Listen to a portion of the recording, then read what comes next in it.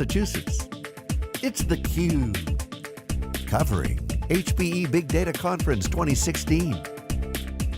Now, here are your hosts, Dave Vellante and Paul Gillen. Welcome back to Boston, everybody. We're wrapping up day 2. This is theCUBE.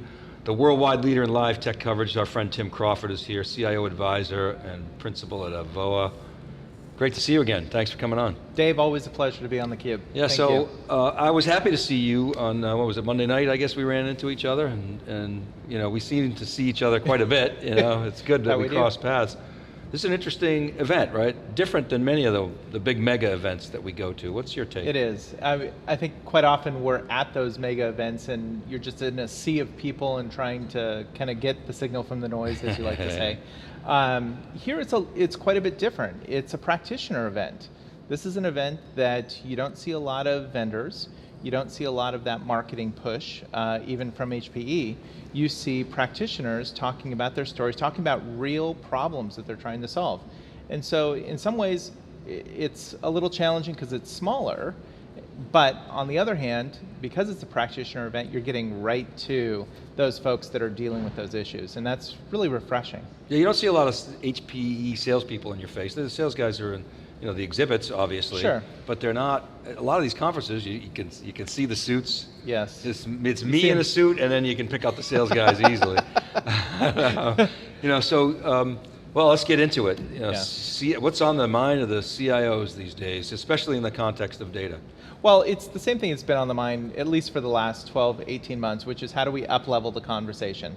And I think, you know, being here at this conference and talking about analytics, we're really at the heart of it. How do we start to understand the customer more? How do we start to understand how our business is operating and how we can be either more efficient on one end of the spectrum or more engaging on the other end of the spectrum? And so that becomes a real interesting discussion because it then drives a lot of things that kind of lead right up to your business vision.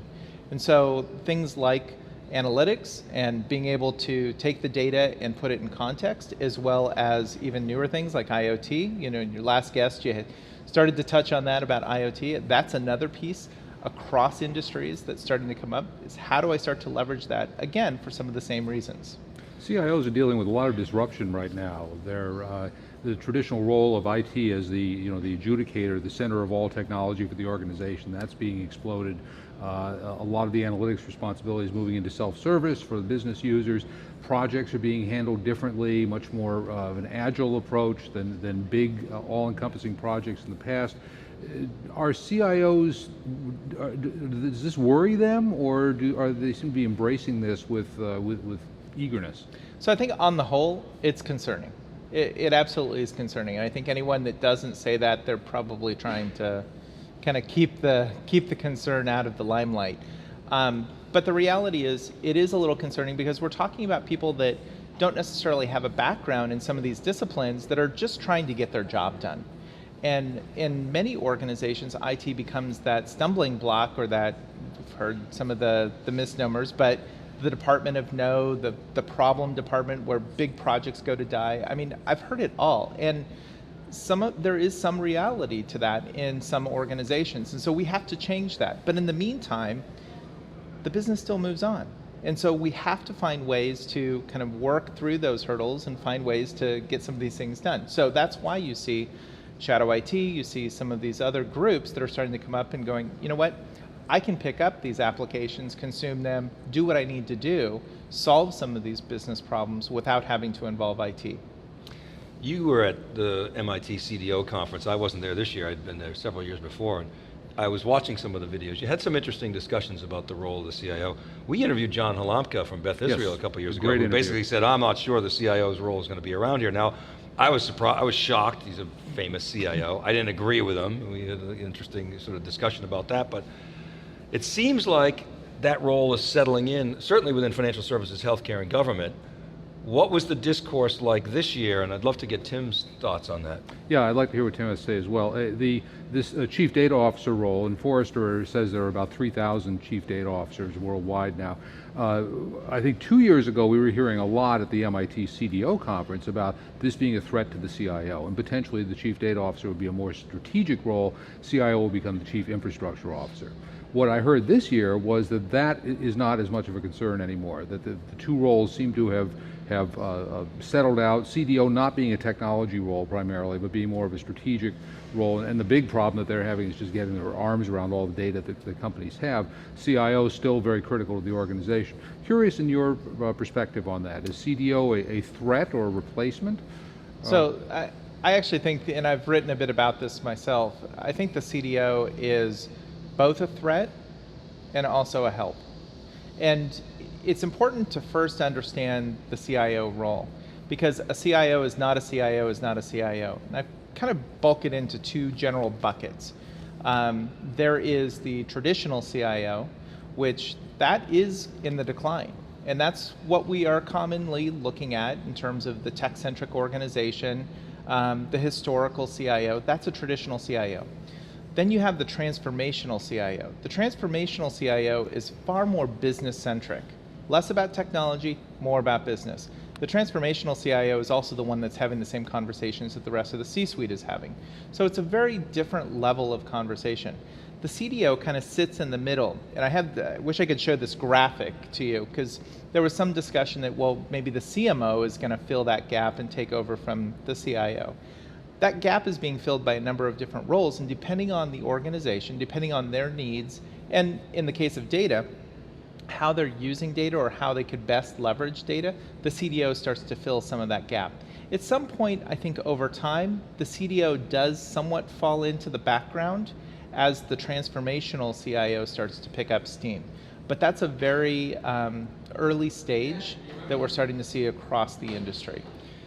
When I started Wikibon with my colleagues, it was in 2006 timeframe, and the federal rules of civil procedure had just changed, right? And email, became admissible, and there were some very high-profile cases, and so we started doing research on information, data as an asset or liability. And back then, it was before the big data meme. People weren't thinking about information as an asset so much as they were, I'm going to get sued, or there's going to be a smoking gun. But we at the time said it's really the CIO's job to manage that asset versus liability balance, like a balance sheet. And I think we might have been wrong. Maybe it was their job, but they haven't done that job. It's been too much of a job for that role to handle. What's your take on that? You've got to do the role in order to put judgment on it first. I mean, the problem is, and I'm not judging. Well, no, but I think we kind of should judge in this case, because we got to start having some of these hard and provocative conversations. Let's stop dancing around the problem. Let's get right to it. Let's solve it and move on. Yeah. So is it the CIO's role? I think it's the CIO's role. I really think it's the CIO's role. But here's the problem: you put data policies in place, and then you don't follow the data policies. So you might say that you have an archiving policy, you might have a data destruction policy, and then, well, we didn't quite follow those rules, and now all of a sudden it opens up Pandora's box for discovery when you get sued. So one of the first problems is we have to understand, number one, how are we going to manage data? And I don't mean the mechanics of bits and bytes and disks and networks. What I'm talking about is how do we manage the elements of data and what's important? And there was some question of what data do we keep and what data do we not keep, and that's still a problem, partly because there's a real cost to storing that data. I was just having a conversation earlier today with someone that we were talking about the storage of data, and it's getting to a point where we need to start keeping all of that data. Forget about the liability for just a minute in the conversation, because that will layer in here, but the value of data today is going to be very different than the value of data in the future. Some data elements will go up, some data elements will go down. But we can't predict that. We don't know. And so it's important now to just really start to amass that data, find ways to protect it, but there's a real cost that comes with that too. Well, spindles aren't cheap, flash isn't cheap. So, okay, well, and Colin said in this keynote the other day, we should keep it forever. Chris Selland was talking about keeping it Right. forever, and I was saying the general counsel is going to have agita if we keep it forever. So let's layer back in Yeah. that liability piece.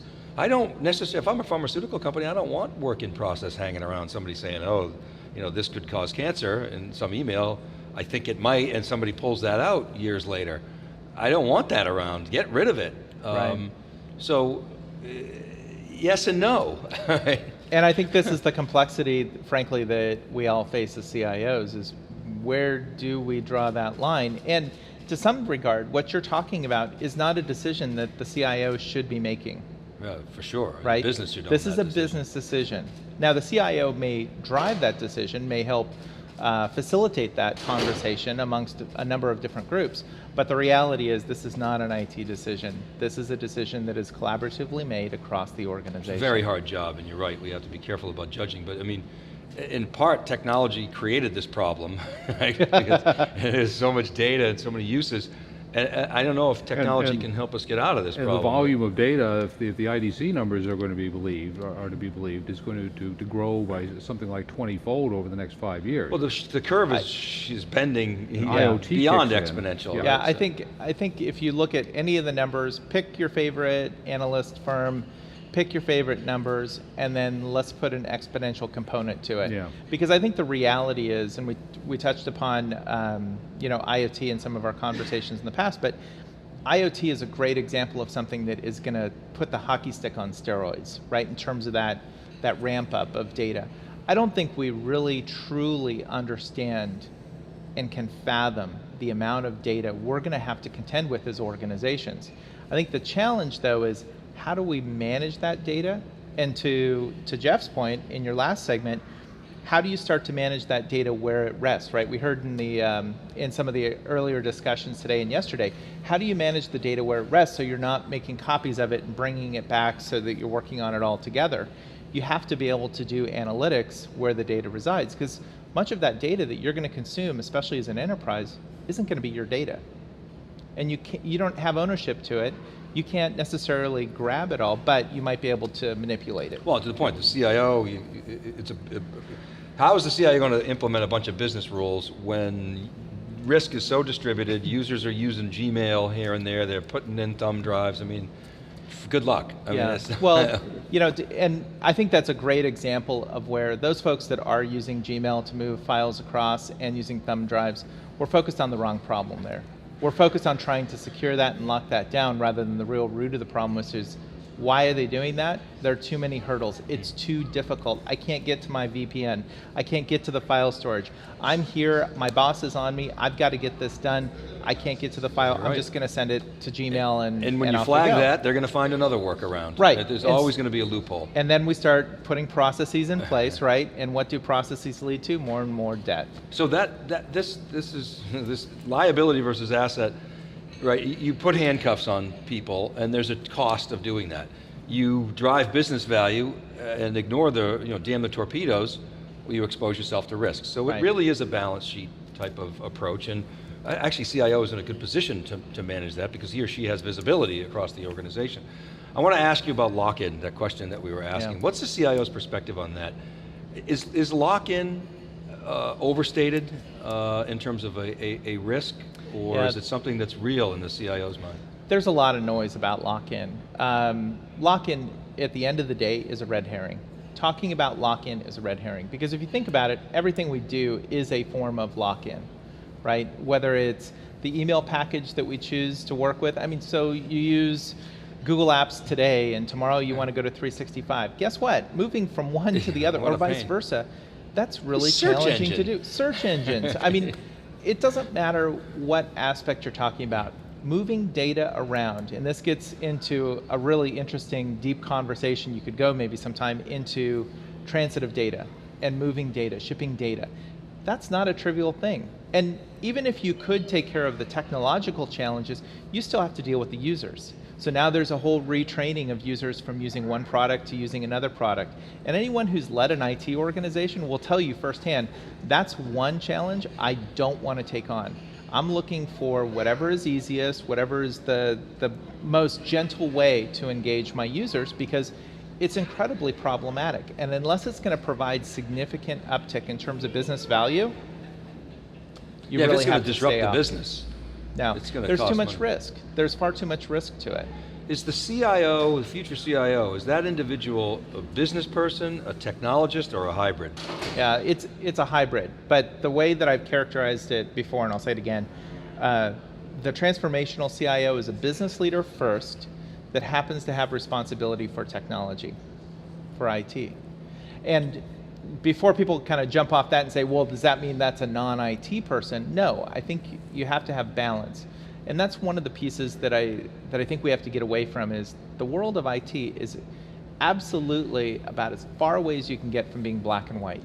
It's incredibly gray and has multiple shades within one organization. And then extrapolate that to other organizations, you start to see the complexity pretty quickly. You mentioned transformation. I probably get at least one PR pitch a day that mentions digital transformation these days. It seems to be the hot buzzword. Is this something the CIOs are taking to heart, or is it a buzzword? I think it's more of a buzzword. What I find is when we talk about transformation, and probably 4 or 5 years ago, transformation was a conversation subject amongst CIOs. That quickly got dismissed because you can't put metrics around it. How do you start to measure that from a business standpoint? Okay, so great, you transformed the IT organization. What did that do to the bottom line or top line in your organization? What is the customer going to see from that? It's really hard to be able to put value, business value, and what that means is monetary value around some of those changes. So what typically happens is you talk about transformation, but at the end of the day, you got to break it down into chunks, because transformation on the whole is a big, hairy object that you just can't, you'll never necessarily achieve in one step, but you can do smaller steps to be able to work in that direction.